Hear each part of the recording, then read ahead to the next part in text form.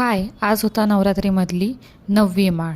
म्हणून आम्ही गेलो होतो पुरंदर तालुक्यातील वाल्हा या गावापाशी असलेल्या डोंगरावरती वसलेल्या भवानी मातेला. या मंदिरात जाण्यासाठी अशा प्रकारच्या चढणीच्या पायऱ्या आहेत. गाडी देखील डायरेक्ट वरती जाते, पण तरी देखील आम्ही चालतच चाललो होतो. आणि आमच्या छोटूला रायाला पायऱ्या चढण्यासाठी खूपच उत्साह आला होता. त्यामुळे तो देखील आजी आजोबा आणि काकांसोबत जोरात त्याचं पायऱ्या चढण्याचं काम चालू होतं. पायऱ्या चढून थकल्यामुळं त्याच्या बाबांनी त्याला घेतलं खांद्यावर आणि ते देखील वरती पुढे पुढे आमच्या जाऊ लागले.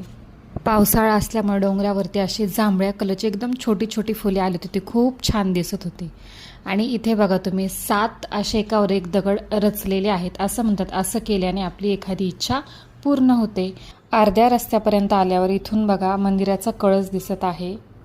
हे आहे भवानी मातेचे मंदिर. जुने आणि दगडी बांधकाम आहे, त्यामुळे गाभाऱ्यामध्ये असा तुम्हाला अंधार दिसत आहे. आणि त्या डोंगरावरून खाली पाहिल्यावर अशी पूर्ण हिरवीगार शेती, रोड, डोंगर दिसत आहे. दर्शन घेऊन माघारी येताना मी देखील इथे एकावर एक असे 7 दगड रचले. बघूया एखादी इच्छा मागून आणि गंमत म्हणून देखील हे एकदा करून पहावे. तुम्ही देखील इथे आला तर ही गंमत तुम्ही देखील नक्की करून पहा. माझी इथे एकावर एक असे 7 दगडं रचून झालेली आहे. आणि माझ्या आईने देखील इथे एकावर एक 7 दगडं रचली. तिनेच मला ही गंमत इथली सांगितली होती.